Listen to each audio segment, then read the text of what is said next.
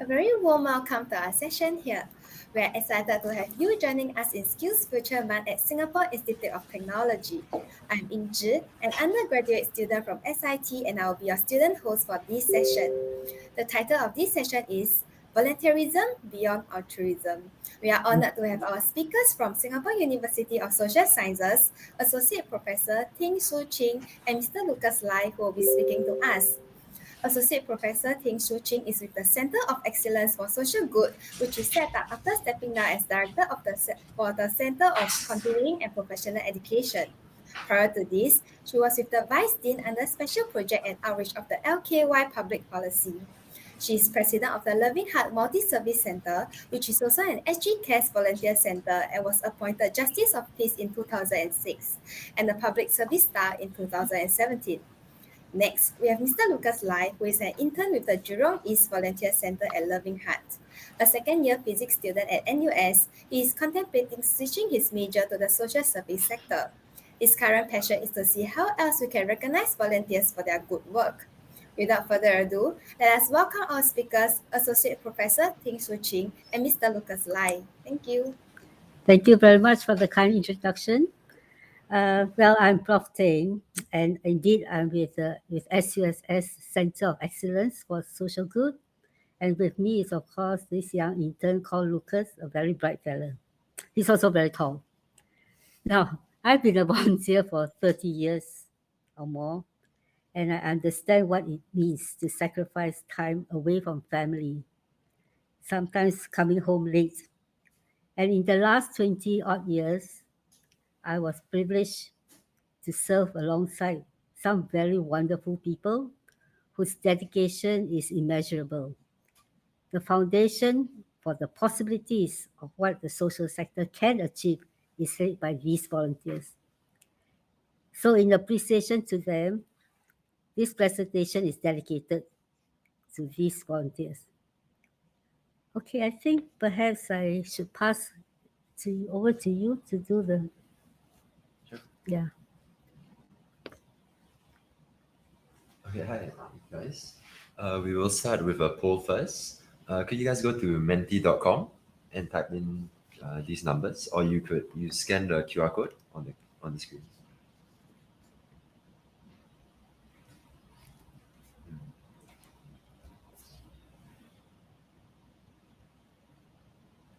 Yeah, we'll be asking a series of questions, just two actually, so it won't take very long.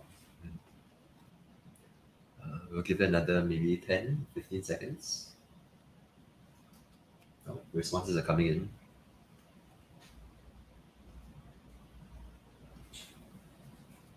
Sorry, could we change screens?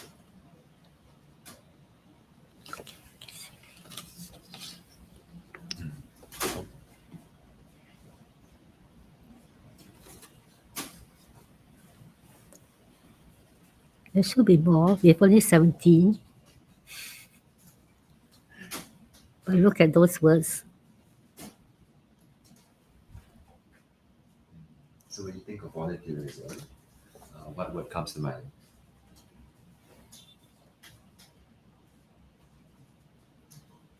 Altruism.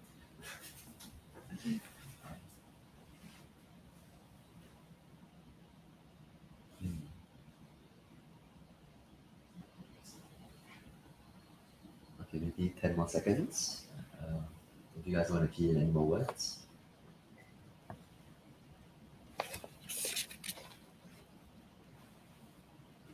Okay, there's more coming in. But I think this gives us an indication of how people feel about volunteerism. Look at all those beautiful words. And this would really describe the noble calling of volunteerism. You know what, Lucas? I think maybe the world would be a better place if it were run by volunteers. Yes, Okay, maybe we should go to the next question, should we? So this is our second question and also our last question. So do you believe that volunteering can help you acquire skills which enhance your employability?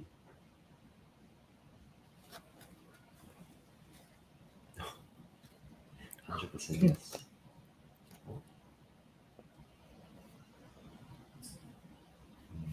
Some detractors.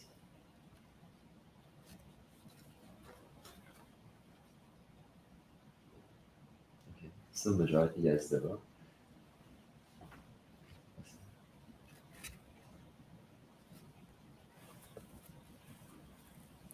Now, for the 81%, 82% who believe that volunteerism can give them employability skill, is it something that is your own personal experience, that you were able to use the skills that you pick up as a volunteer to get job? If that's the case, could you share it on the chat whether that was the case and give us some examples? And we'd love to hear from you even after the session. So that means our work is not so difficult, Lucas, because 80% believe that the skills are very relevant to work. I think it's fantastic. I'm also looking at the poll about whether you're from the social sector. So 33% are from the sector and 67% are not from the sector.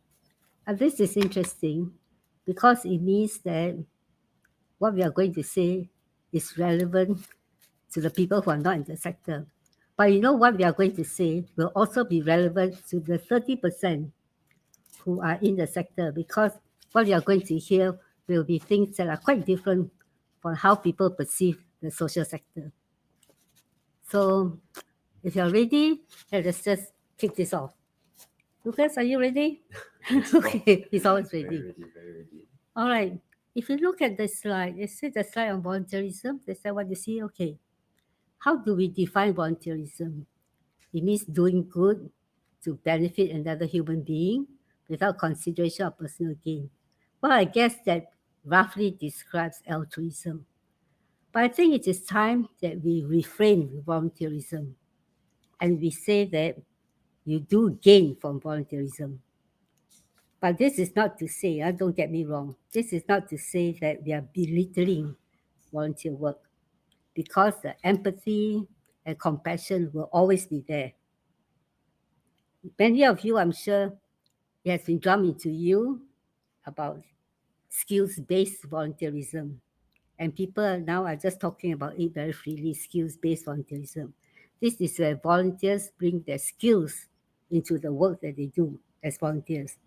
But there's also a reverse flow, and that is that volunteer experience actually builds up the skills of the volunteers. So what are skills? It's just a bundle of knowledge and capacity to enable you to do well at a job or piece of task consistently. It must be consistently. It's not a touch and go thing. That's why it is called skills. And these skills can be replenished and built up as well.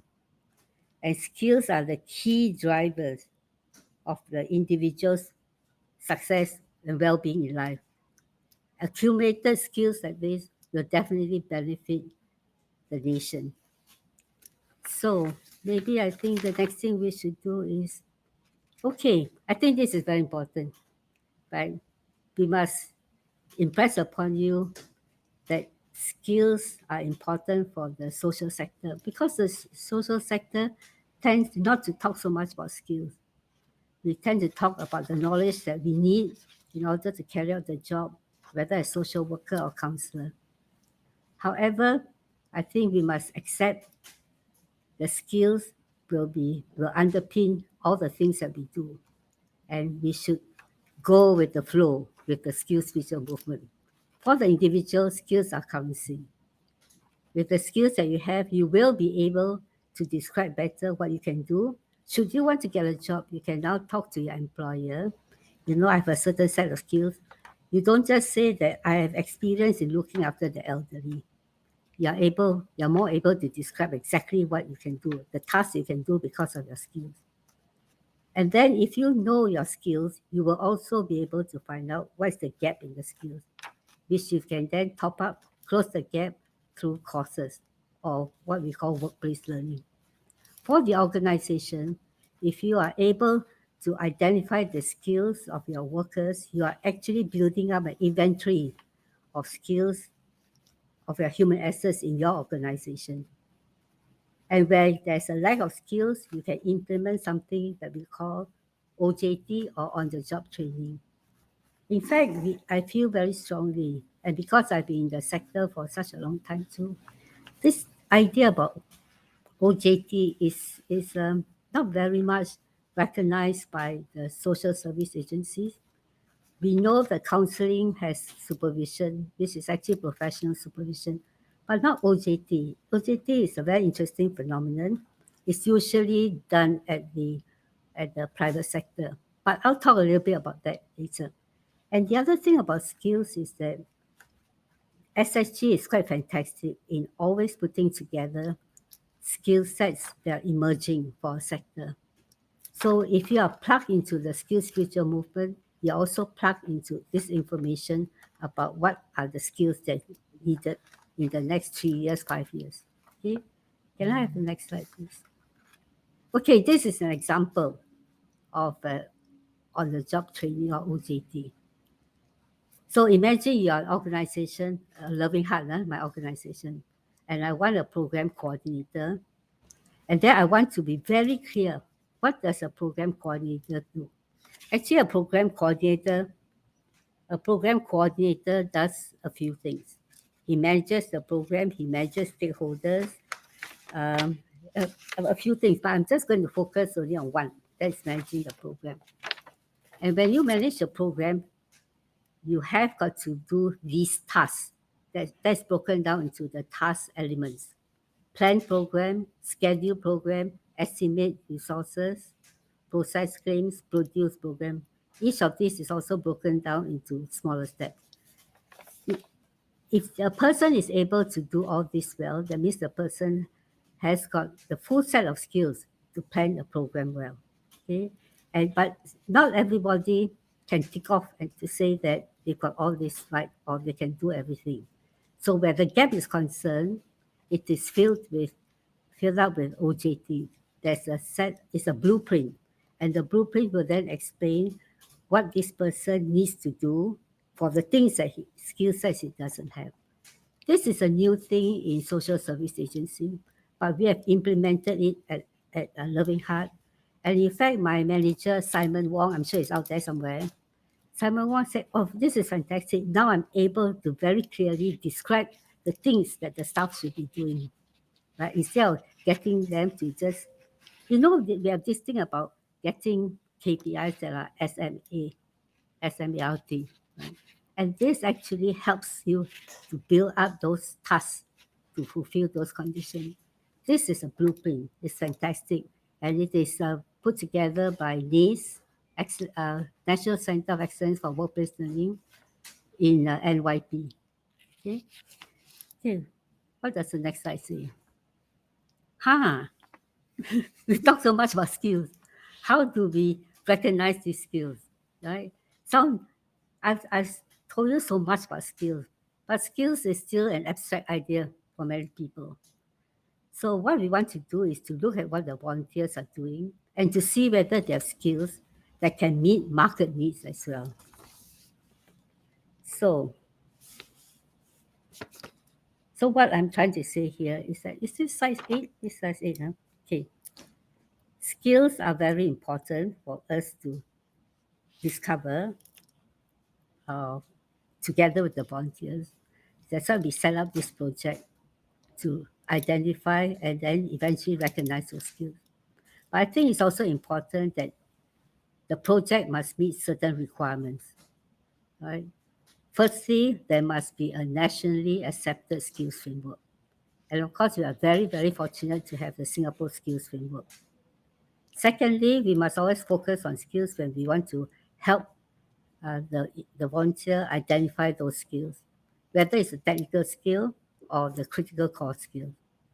Thirdly, the method must be designed in such a way that it is easy to talk to a person. In other words, the person is quite relaxed. So we do through interviews. But relaxed doesn't mean not robust. In the interview question, as Lucas will show you, because this is like a workshop, but he will show you, it is something that you need to be able to think on your feet, to be able to draw out certain evidence, draw out certain ideas from the interviewee, and then later to get the interviewee to prove by showing us the artifacts or portfolios that he has, or maybe even letters of commendation from the executive director of a center. Fourthly, there must be training for the people who are guiding. And we call these people the skills navigators. And very important, there must be a reliable job portal. And I'm so happy that GovTech kindly said that go to our careers portal, it's completely free. And for the things that we do for the volunteers, we are not going to reach out to expensive private sector companies, but to our own government company, GovTech. We served our purpose very well. So the whole idea is to get the volunteers to learn to identify their skills and go to my careers future so that they can look at the skills that they have and then match it to the jobs that may be available. Okay. So I pass that to you now, Lucas. I think the description of Lucas is up there, but I can tell you that this young man put in so much effort. I can safely say that he did about 80% of the research. Thanks, Lucas. Over to you. Thank you, Professor Tang. We are here today to present our project, recognizing volunteering skills. Our attempt to answer the question asked earlier by Prof. Tang, how do we recognize skills acquired informally? So we will start with an introduction of the importance of skills in the global economy. Looking at the international climate, there has been quite a unanimous shift amongst companies and organizations away from paper qualifications, instead toward a more holistic hiring process. When we look at the Future of Jobs 2020 report, published by the World Economic Forum, the top skills which employers see as rising in prominence include skills such as critical thinking, problem solving, and skills in self-management. This shows an increase in the importance of transversal skills amongst employers. The report also found that due to technological advancements, the window to reskill and upskill workers is shrinking. When the next 5 years, 40% of workers' core skills will change, and 50% of all employees will need reskilling, showing the urgency for organizations to shift their focus onto skills. In light of this, in the 2021 Workplace Learning Report published by LinkedIn, upskilling and reskilling has been identified as top priority by small, medium, and large enterprises, as well as learning and development professionals. Many large enterprises have already started building internal structures to house and train their own workers. Companies such as Amazon have invested over 700 million USD to provide in-house training. Now that we've seen the importance of skills in the growing economy, especially transversal skills, question might be, how can we train people in such skills? Soft skills, right? Critical thinking, problem solving, aren't most of these skills just gained through experience and trial and error? Yes, you are exactly right. In the Skills Outlook 2021 report, released by the OECD, the report has found that transversal skills require both interactive learning as well as collaborative learning, meaning learning through authentic activities, for example, on-the-job training and interning, as opposed to classroom learning. So now that we've set the stage on the importance of skills in the global economy, let's shift our focus more to the local stage, right? What has Singapore set in place with these ideas in mind? So Singapore has actually launched quite a number of resources targeting both skills development and employability resources. As you can see, there is My SkillsFuture, Skills Connect, E2I, WSG, SSG, My Careers Future. Each of these resources have a multitude of services available for users, from skill improvement courses to employability guidance. However, due to both the number of resources available as well as the overlap in some of the services, this can be very confusing for people to try to navigate through. For example, if I had been working as a salesperson for the past 10 years, but was recently retrenched due to COVID, I haven't been through a job interview in over 10 years, and I want to search online to see what employment resources might be useful for me. A quick Google search of Employment Resources Singapore will lead me to the SSG WSG page, the WSG website, the My Careers Future portal, as well as the E2I website. This shows how confusing and almost overwhelming the number of resources available are. without a clear picture on what each service and each website provides. The resources are almost working in silos. This brings us to our volunteer skills project. During the height of the pandemic last year, Loving Heart, our volunteer center in Yuhua, saw an increase in the number of residents looking for employment assistance. Some of these residents were long-time volunteers who had been giving their time and energy to the community, and yet in their time of need, they were left without much guidance. This was the spark that ignited us to start on the Volunteer Skills Project to help our volunteers adapt to the skills economy. We are currently still in the sandboxing stage, working very closely with Loving Heart. We'll start off with a quote. Many progressions require job seekers to build technical competencies. Most of these technical skills can be gained through targeted training, combined with experience-built people skills to make a transition to a new role. This is from a report released by McKinsey on experience-based job progressions this year, July 2021, which emphasizes that both technical competencies gained through targeted training and experience-built people skills are both essential for job progression. This is exactly what volunteering is. The gaining of skills both through targeted training, such as mentoring or event planning, as well as experience-built people skills through volunteering interactions. Our main focus of the project is to give back to volunteers who have given unselfishly to the community, but may be in need of a job. To describe them, we have coined the term humble volunteers. They don't brag or ask for anything in return, and yet they give so much, doing the good work day in and day out. Our target audience, the humble volunteers, are volunteers with these characteristics. Firstly, they are mature workers, volunteers who are above the age of 40. Secondly, they are individuals with lower educational levels, volunteers with no tertiary education. And lastly, they are regular volunteers, volunteers who have at least 2 years volunteering experience and are minimally volunteering on a bi-weekly basis. Our project has two aims. The first is to aid volunteers in identifying skills acquired through informal learning and to utilize this information to link them to relevant jobs in the labor market. And the second is to serve as a platform that centralizes existing national employment resources. So our project has three steps, with each step containing 3 sub-processes. Mainly, the first step is focused on helping volunteers identify relevant skills gained through their volunteering activities. The second step is to guide volunteers in the evidence collection process to help substantiate the presence of these identified skills. And lastly, to use these substantiated skills to link them to the job market. Going more in depth, for the first step, identifying relevant skills, we start off with providing an understanding of the skills recognition process. This is where our skills navigator will guide participants through understanding the macro picture of the skills economy, the social sector or any other relevant sector, and the relevant jobs available. We will then move on to identifying potential suitable jobs for the participant. This is done through the RISEC profiling tool on the SkillsFuture website, as well as identifying underlying job motivations of the participant. Lastly, we will help to identify relevant technical skills and core competencies of participants.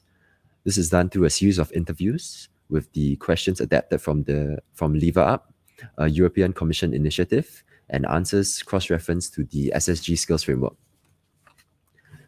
We'll then move on to the second step. Evidence of identified skills.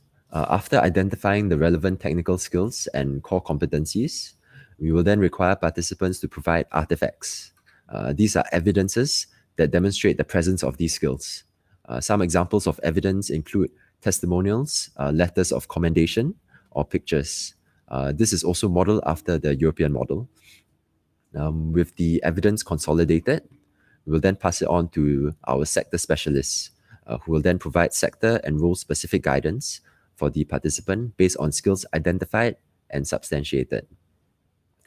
In addition, the sector specialists will help to identify job suitability, skill gaps, and areas of improvement for the participant.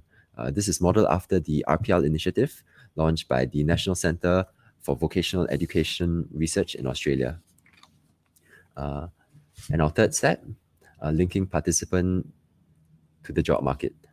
After identifying skill gaps and areas of improvement, we will then inform the participant of available upskilling and reskilling resources, guiding them through the relevant WSG and IHL courses, as well as relevant volunteering activities.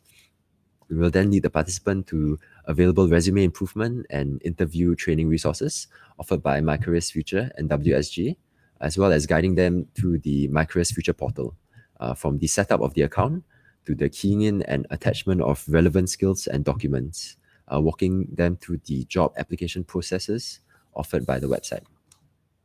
That is a run through of our project. Although we are still in our sandboxing stage, we can see that there are some factors that differentiate us from the current career guidance services, which may be beneficial to those searching for jobs. Firstly, as mentioned before, the current skill improvement and employability resources have overlapping services, but are all acting in silos. As such, the number of resources and services available can be both overwhelming and confusing for users to navigate through. Our project will serve to integrate and centralize these resources into one process, helping to reduce the confusion for users. Secondly, our project gives a personalized focus on identifying skills gained through volunteering. Our skills navigator walks alongside participants from the beginning of their journey till the end, with a special focus on skills. This ensures that each participant is given the guidance that they require. Thirdly, our project is easily accessible. With the use of public resources and training of volunteers to become skills navigators, this allows for a lower cost on users and brings down the barrier to entry for participants. Fourthly, currently the average time for E2I to respond back to applicants after the initial interview is 6 months. Our training of volunteers to become skills navigators will help in increasing our capability to respond to participants more actively. This allows for a shorter feedback time for participants. And lastly, we believe that there is potential to apply this framework to other vulnerable groups.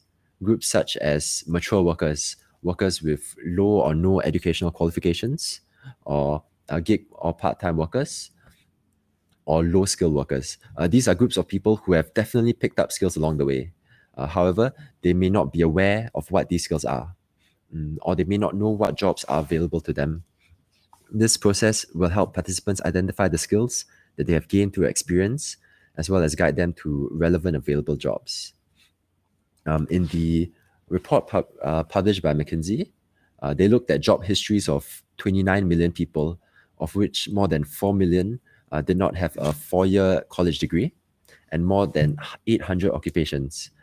Analysis shows that unemployed workers from low-wage jobs have acquired the experience needed to make them eligible for good, viable jobs in the near term, showing that the skills picked up through informal modes of learning, or even through so-called low-wage jobs, they are important and they are sufficient to push up workers to good, viable jobs in the near term. Let's now take a look into the interview methodology using one of our volunteer interviews. We'll be mainly focusing on step 1 and step 2, identifying relevant skills and obtaining evidence of identified skills. So the first step, identify potential skills. This is an interview with Miss A, a volunteer who has engaged in many different volunteering activities for the past 20 years. 15 minutes into the interview, we had started talking about her volunteer work as a program coordinator for a school. The first step into an interview is to always build rapport, then after to start with context, to set the stage and to understand the interviewee. This is why I asked the question on if she had any prior experience or training in planning events, or was it something she had learned on the job? She replied that she had no prior experience and it was a very hands-on experience. To learn how to plan events and communicate with parents and teachers. I then followed up with leading questions to guide the conversation towards skill acquisition, asking her what she did to understand the needs of the parents and the children. She then talked about organizing meetings with the parents, conducting surveys with them, and she emphasized the importance of slowly really communicating with both the parents and students to understand them and their needs. From this conversation, we have learned that Miss A has likely picked up program coordination through experience and has likely improved in communication and problem-solving skills. Miss A had also mentioned that she was the solo program coordinator.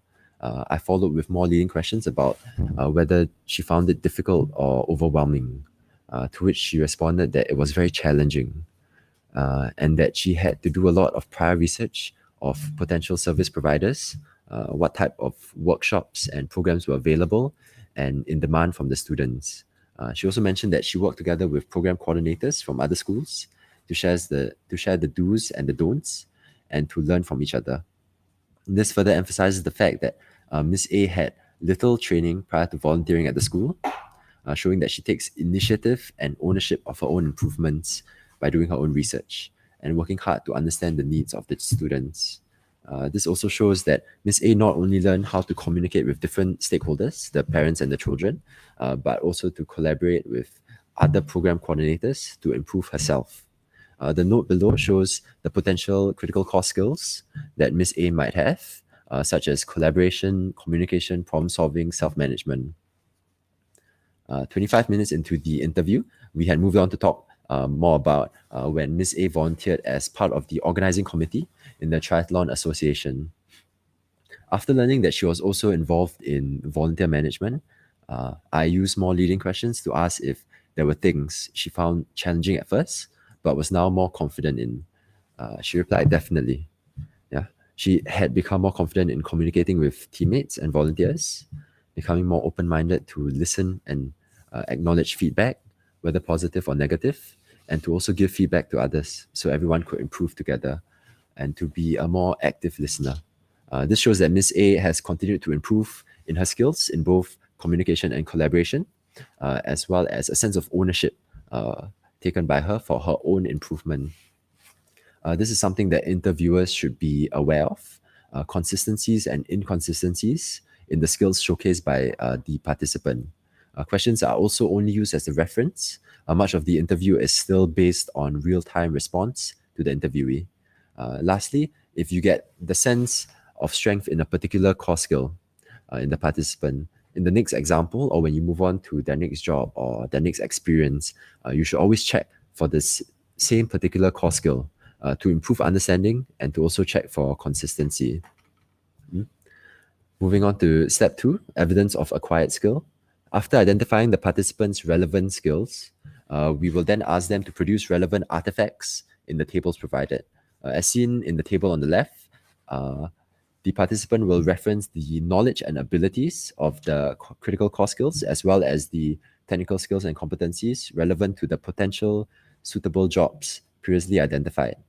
For each CCS and TSC, participants will need to justify their knowledge and abilities using the STAR approach, situation, task, action, and result, as well as produce artifacts on the table to the right to support the presence of the skill. These artifacts can be based on results, reputation, resources, or recall. Artifacts based on results are outcomes or products achieved from the application of a skill. For example, pictures or videos explained by notes and comments. Artifacts based on reputation is proof provided by recognized third parties related to the quality of tasks performed. And artifacts based on resources are resources made by utilizing the particular skill identified. For example, web applications, any kind of intellectual or mental resource. Artifacts based on recall is any document created by the participant that demonstrates a level of awareness and ability to reflect on competencies and experiences. This is adapted from the European model and has been tried and tested by the Recognizing Prior Learning Group in SUSS, which was also led by Prof. Tang. This project was motivated by a few key considerations. Firstly, we admire our volunteers' commitment and want to tell them of the value that they have created and the assets that they have built for themselves. Secondly, we want to be able to use this to help low-skilled workers and to help other vulnerable groups, people who are most affected by technological advancements as well as the impact of COVID. And lastly, the social sector is growing and creating jobs. should we not help those who have been serving in the sector? With these questions in mind, I will now be passing the time back to Prof. Teng to talk more about the position of skills in the larger context.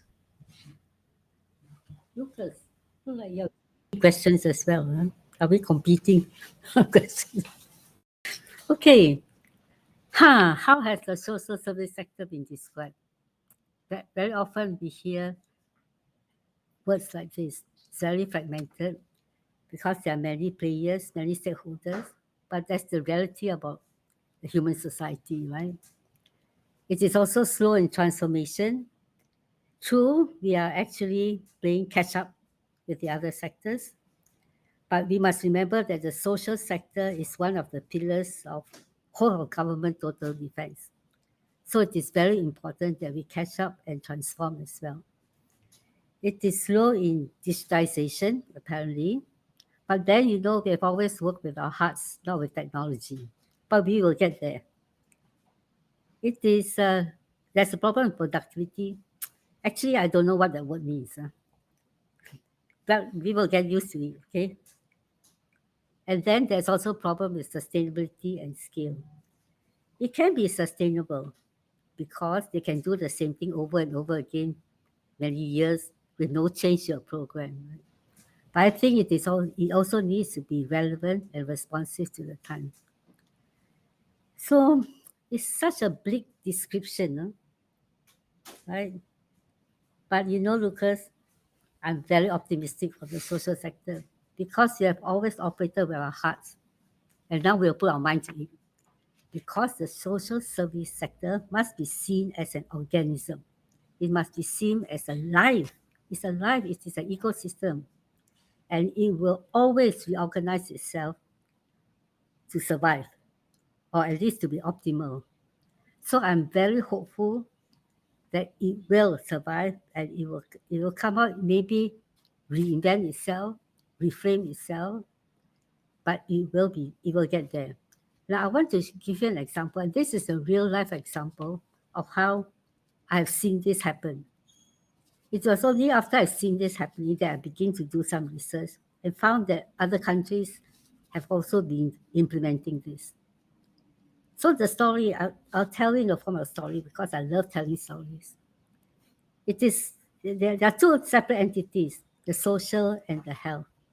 So 5 years ago, when I was still in another center, health in the person of Dr. Luk Wai Chong, MOHD, came and said that, hey, health, the social determinants of health, very important. How can we work together, have some training, so that there is a sort of, transdisciplinary movement between social and health. So, okay, we'll consider. But you look, there are two entities coming together, two separate entities coming together. But during the COVID period, we found that something strange happened.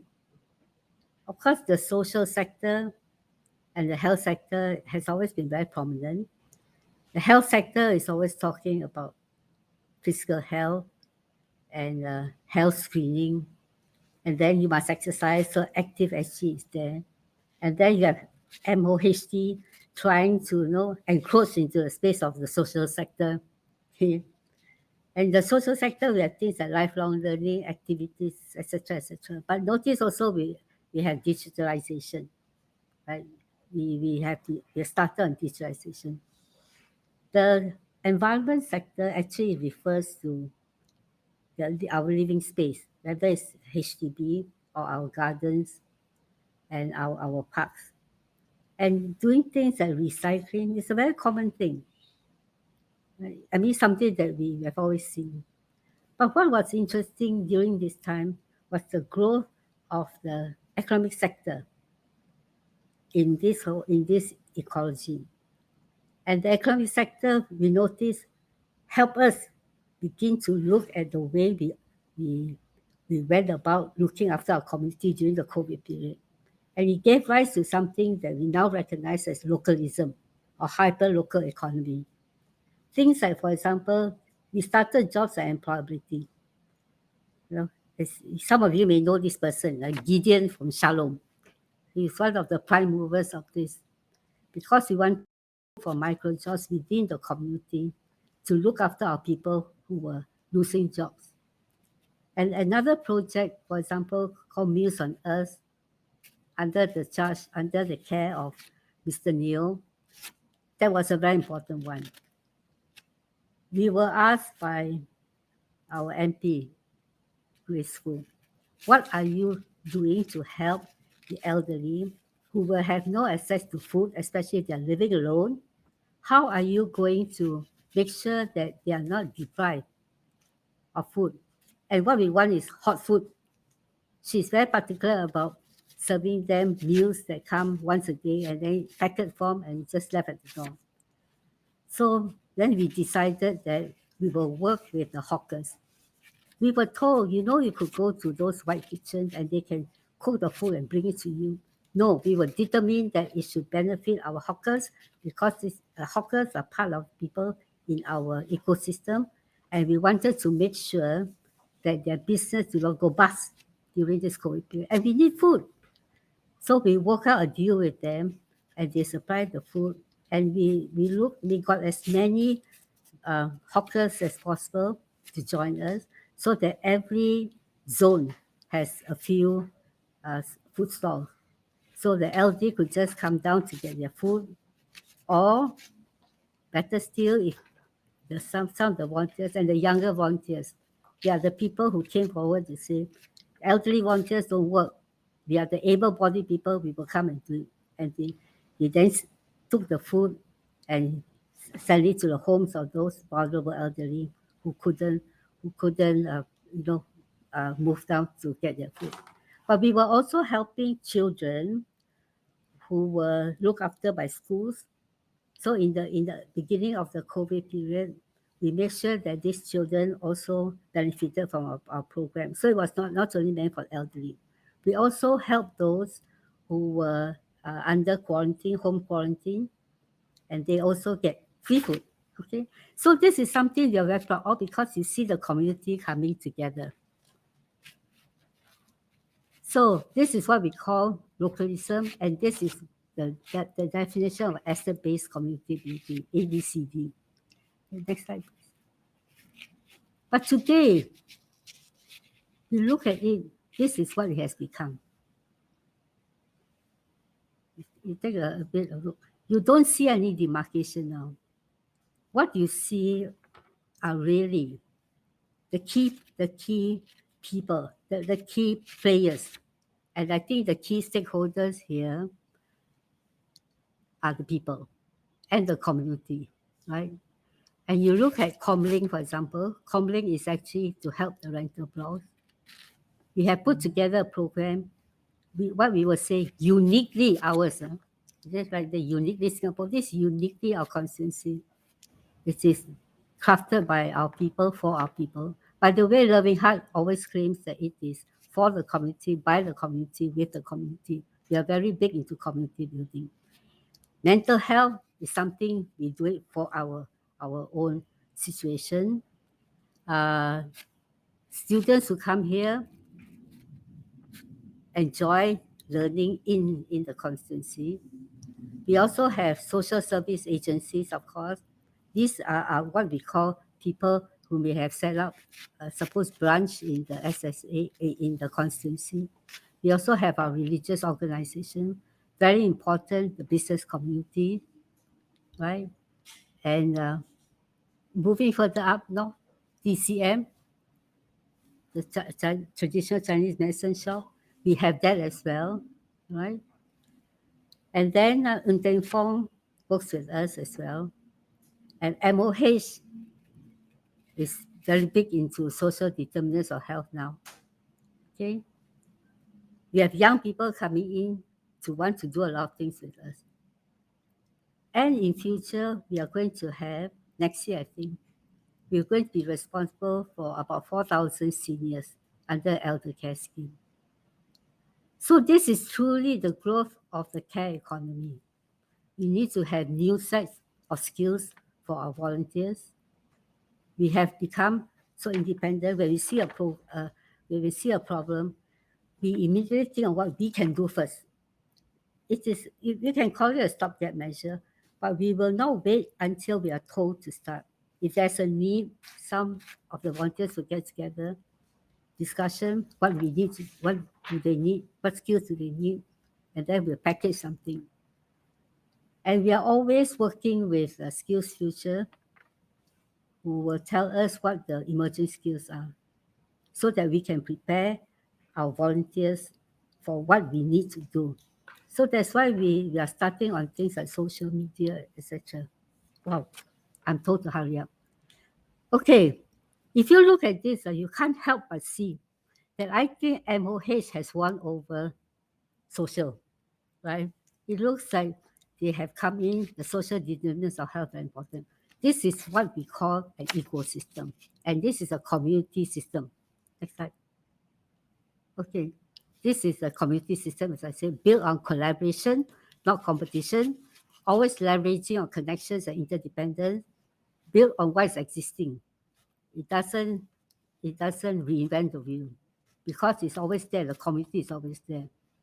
And it is also about really networking and a very low hierarchy. It's not hierarchical in structure. There's always internal capability. The community is always learning new things, grew out of the real need, and we have already injected technology. Okay. In fact, the idea of a community system is global.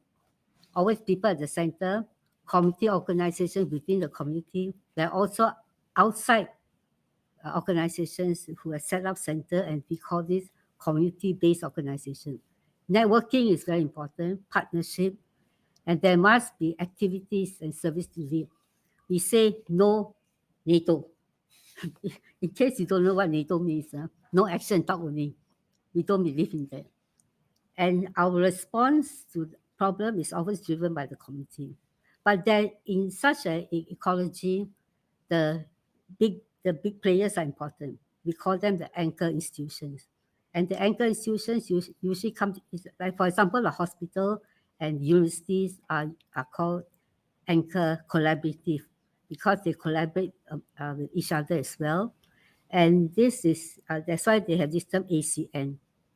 ACN and the community also form partnership. So you notice the interdependency is fantastic. Okay. If I may say, health in the end has won over. They are such smooth suitors. They have won over the social side. Because health is really, in the end, you just look at those very, don't worry about, just look at the last few. They need the social and economic sector as well, right? So in fact, they encompass everything. Okay. And I think these are just examples of the two global collaboratives who have been doing a lot of work in this area. If you're interested, you could look them up. Okay.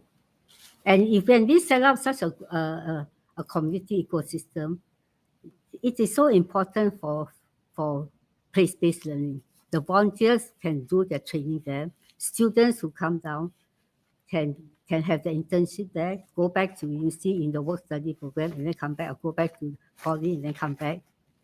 And they can also pick up micro credentials. In fact, we are working on digital badges with GovTech. Okay? The job seekers, the professional conversion program people can do their OJT there if they are joining the care economy. And when we work with the anchor collaboratives, they are creating jobs, they are helping us build our assets. There's a lot of knowledge transfer. And definitely a great place, fantastic place for research, applied research. So in closing, sure, the social sector is very different from private sector in its ethos. Many players of unequal standing, yet operating on the principle of equality and inclusiveness. That's why our work is very difficult. It is also fraught with judgment call, contextualized decision, and sometimes contradictory. But it will come together for greater good. And it must embrace the SkillsFuture movement and accept it as its currency. So if I may say, if I may conclude, the future of work in the social sector will be founded on skills. Thank you very much.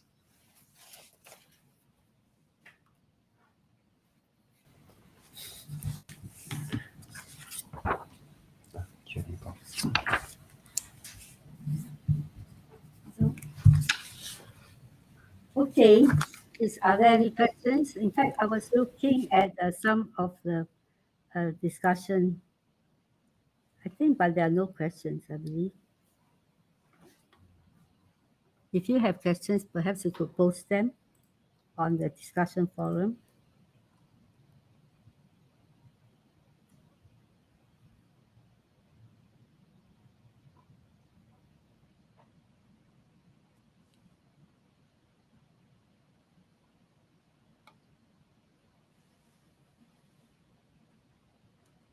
Yinji, do you see any questions? Am I missing something?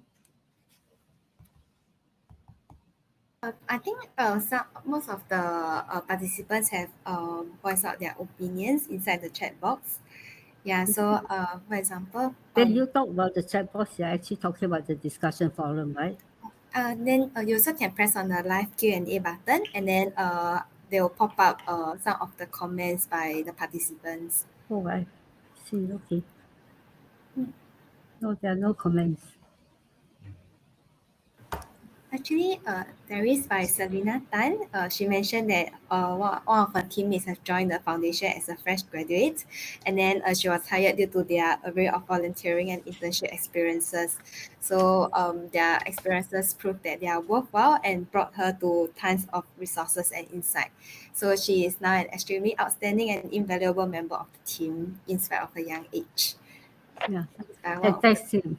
That's very true, because many of our young interns who come in, they can come from ITE, and we are exposing them. The first thing we do is to get them to be onboarded by going to the community, right into the community, so that they understand what the community does. It is not just coming learning how to sit down and listen to more teaching in the classroom. The experiential part is very important.